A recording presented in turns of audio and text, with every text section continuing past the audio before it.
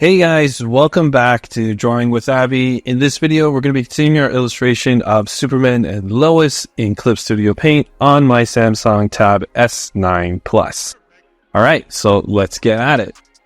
Alright, so the first thing we're going to do is we're going to set up our document. We've already done the actual document setup at the sketch stage of this illustration.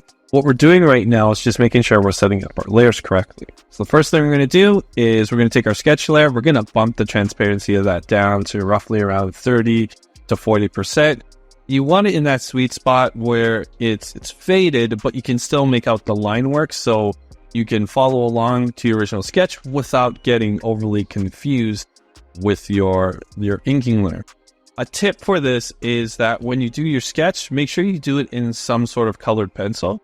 This is something that I learned from my background in animation, where you would use colored pencils to draw different layers and different aspects of your drawing. And it works great when you're at that cleanup phase and you don't want to get overly confused. If you were to use, let's say, a gray or black pencil brush, when you get to the inking phase, it's very easy to get confused at what lines belong on your inking layer and what lines are coming from your sketch layer. So lowering the opacity of a sketch that's in a different color is a great place to start.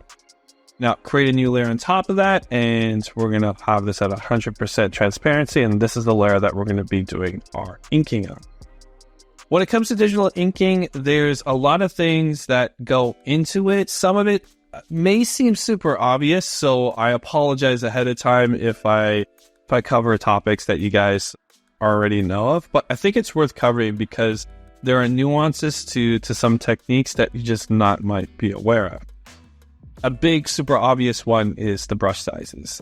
I like varying my brush sizes as I'm doing my digital inks, and I do it for different reasons in different scenarios.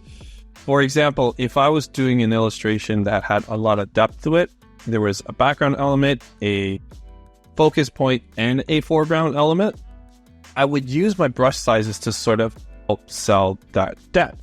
I would use like a smaller brush size to ink the elements in the far background to sort of just lightly illustrate them in as like they were being faded as they were further out in the distance.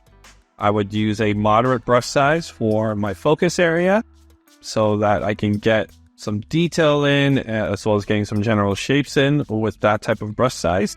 And then for elements that are really right in the foreground, I'd use a big brush. And that way, I'm not spending a whole lot of time putting a lot of detail, and you're really just focused on that foreground element, and everything else is just sort of helping to sell depth. So that's one example of using your brush sizes to your advantage in digital inking. If you're to do that traditionally, there are different brush sizes you can go out and buy, but a lot of times what you'll have to do is rework some of the brushes that you already have and go over some lines just to reinforce them. But when you're working digitally, you can use the exact brush size that you need for the right areas. Another way that I use brush sizes is to use them for different aspects of my illustration. So this illustration is fairly flat, so I'm not going to be using that technique to create depth in it. Instead, I'm going to use the brush sizes in a different technique where I'm sort of managing how the line weights affect different areas of my illustration. For example, for the faces, I'm sticking to a 3 to 4 pixel brush size to detail elements of the face, and I make sure that's consistent on the two characters in this illustration. And that same thing is true when I'm dealing with the hands. For the body or for the costume and the outfits of the characters, I'm bumping that up to between 8 to 10 pixels. Beyond that, when I'm working with like big sweeping areas, I'm going to bump that up even further to 15 pixels. And the reason for that is that those different brush sizes create different feelings for the illustration, both visually and as well as you're drawing it. It really is amazing how when you're working with the smaller brush sizes, your strokes become different. Like your hand reacts to that very differently versus when you're using a very thick brush, your hand glides across the screen in a very different way versus a small brush. So I try to take advantage of that with that mid brush size, sticking with more of the body shapes and trying to make it more blocky or muscular. I'll do like that 8 to 10 pixel brush size. But then for the bigger brush sizes, that's when I'm doing like big sweeping areas or environmental aspects of the drawings. And I find that when I bump up to my brush size, I'm moving my hand very differently across the screen. Which brings me to another thing, it's the sweeping lines. This is probably the biggest thing that you can try to master and practice when doing digital inking. And it has a tremendous impact on the final outlook of your illustration. When you're starting out, and I've been guilty of this myself, you're trying your best to replicate what you did on the sketch layer into the inking layer, just looking slightly more polished and more cleaned up, which is great. But the problem is the way that we typically go about doing this when we're starting out is that we'll try to tackle some of those lines at one segment at a time. Meaning that if there's like a curved aspect to the thigh, I'll draw like a couple millimeters at a time at different strokes to make sure I'm getting that entire shape down. The problem with that is that when you take a look at those kind of line works, it doesn't read very nicely. The lines look blocky, they look chunky, they don't look like they match together, and when you try to smooth it out, you're doing 3 times the amount of work than if you were to just use one single stroke to outline that particular shape. The reason why most of us start out using that sort of segmented approach instead of one sweeping line is that we just don't have the confidence to capture that line perfectly. And especially when you're working traditionally, this can be a huge challenge. Fortunately, we're working digitally, so there's some things we can do here to improve that. The very first thing you can do is to zoom out your canvas to a size where your hand doesn't have to move entirely across the screen. Your hand actually only has to move a portion or a fraction of the screen to capture the entire line. So that helps, number one. And number two is that you are blessed with the undo button. It is such a gift. This is such an incredible thing to have when you're working digitally, because it opens things up for you. You're allowed, it gives you the permission to take risks, to be bold, because all you have to do is just hit Control Z if you don't get that line right. And if you see most professional artists, if you do a time-lapse recording of what they're doing, you can see that they're hitting that Control Z or hitting that undo button, in the case of me working on a tablet here, as often as possible. And that's because they're just searching for that right line. So they'll put the sweeping line, it doesn't hit exactly where they want, undo, try it again, not looking great, undo, try again, the line weight's not great, undo, okay, this time I got it right, and then I'll move on to the next line. And you see it's like a rapid fire process when you watch a lot of artists work on this. So that is something that if you were to take anything from this video, it would be just that piece of advice alone. Just really, when you're working with large areas with your illustrations, capes, body shapes, buildings, whatever, try to use that sweeping lines instead of trying to sort of scratch it out with like segmented lines.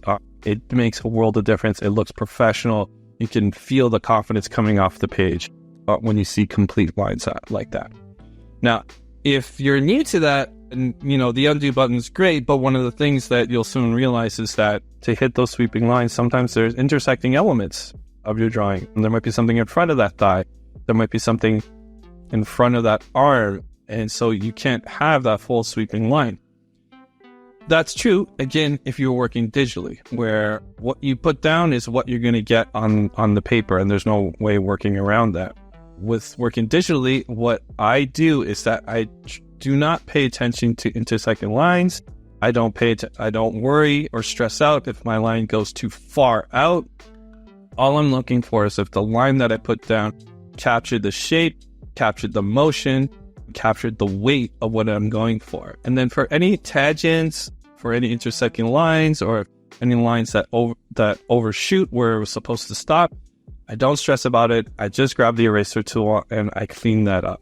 Trust me, it may take you a little bit more time, but the quality of the lines that come out of that approach is just miles ahead if you were just trying to tackle each one of those lines by themselves.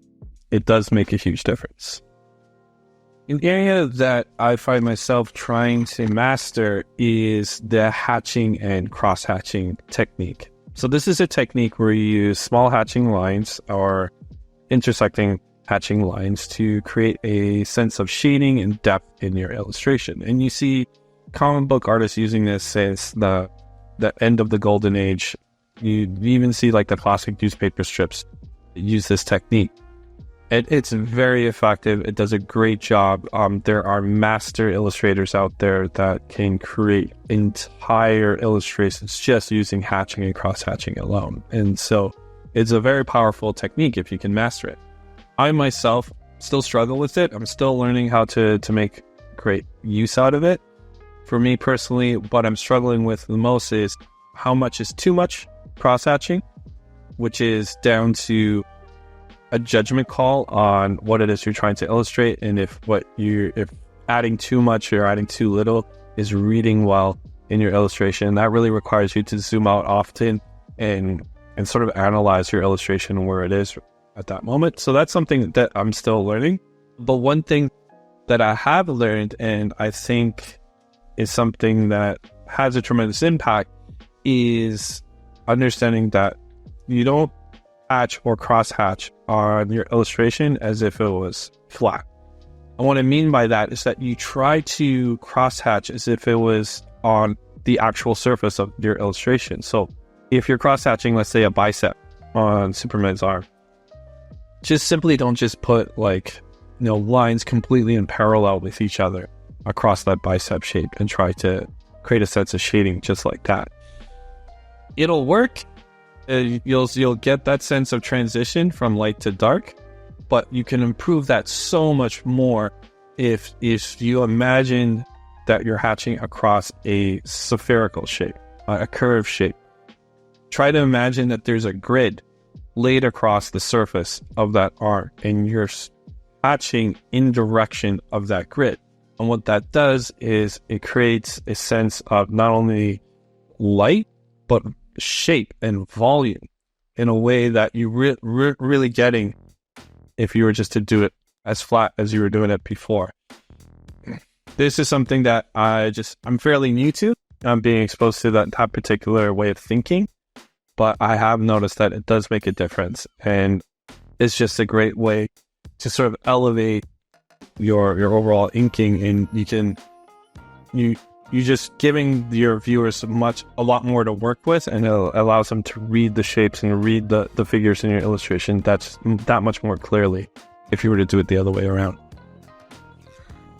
The next thing to think about is negative inking. This is a digital inking technique. You can kind of do this traditionally, but you'd have to use some sort of white opaque paint with a brush to achieve the same results. But essentially what negative inking is taking the same brushes that you use to ink, switch that to transparent color instead of like a full solid color, and then use that to carve away shapes and lines and texture from your inks rather than adding to your inks. That's why it's called negative inking.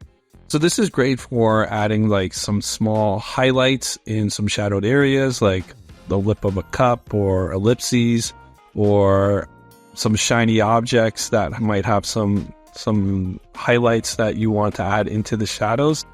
That negative inking is perfect for that. It's also great for working on your transitions from light to dark. So instead of just solely relying on hatching and cross-hatching, you can use negative inks to help smooth out that transitions between the two values. Negative inking is also really, really good for applying texture into dark areas or into inked areas. And you can also use it as a way to massage or refine your lines by increasing the thick or thin of a line that you've already put down. So all of these things together, you can see how it can have a tremendous impact on your illustration, as it sort of allows you to polish and have almost a sculpting effect to your illustrations as you start chipping away from the inks that you've already put down to get further to that final vision that you have for your illustration. And then we have textured brushes. So this is different from cross-hatching. What you're doing with textured brushes is that you're finding brushes in your brush library, or going out there online and looking for other texture brushes. You can even create your own. And you're using brushes that have a lot of texture, a lot of pattern, a lot of grit to them to infer a sense of material to your surface area. And what do I mean by that? If I were just to grab the same inking brush I've been using to outline my characters, and I'm using it for hatching and cross hatching, it reads on the illustration that everything is essentially made of the same material. Outside of the line weights, there's no indication of the clothing fabric versus the skin area of the character. So textured brushes gives you the opportunity to apply a sense of material to each surface area in your illustration. You can play around with a variety of different textured brushes. They're also really, really, really good at letting you define patterns and shapes in environments. You can use a textured brush to sort of hint at the shape of a tree or imply the roughness of the surface of a rock. They're fantastic for those kind of use cases. But they're also really good at indicating the material of clothing. You can use it to let the user know that maybe the shirt that a character is wearing is made of a rougher wool, or you can choose not to use textures to indicate maybe another piece of clothing is more soft and smooth, like silk. You can also use it as a way to add energy to your shading by making sure not all of the black areas are completely uniformly black. You can apply some texture to it to give a sense of life to the shadows, that the lighting is moving in your illustration and it's not just static. It's a great way of adding that just a little bit of extra to your illustration to make it really stand out, really pop in, and for your eyes to soak in all of those details in a way that's not distracting and it doesn't wash everything out, but just adds a lot more depth and adds a lot more to the illustration. So I would highly recommend spending some time online looking for textured brushes. Creating your own is pretty straightforward. It's fairly easy, but if it's something that you're not really interested in doing, there are a ton of great brush resources out there for textured brushes. And if you find like a good, you don't need to have like a vast library of them. You only really need like a solid 5 or 6, and they can usually get you to communicate a variety of different materials if you find really good, versatile brushes. So here are my final inks for the Superman and Lois illustration. I hope you guys enjoyed watching me go through this entire process. I tried to explain all the different digital inking techniques that I use, but if you guys have any specific questions on anything that you see that I did here, please reach out in the comment section and let me know.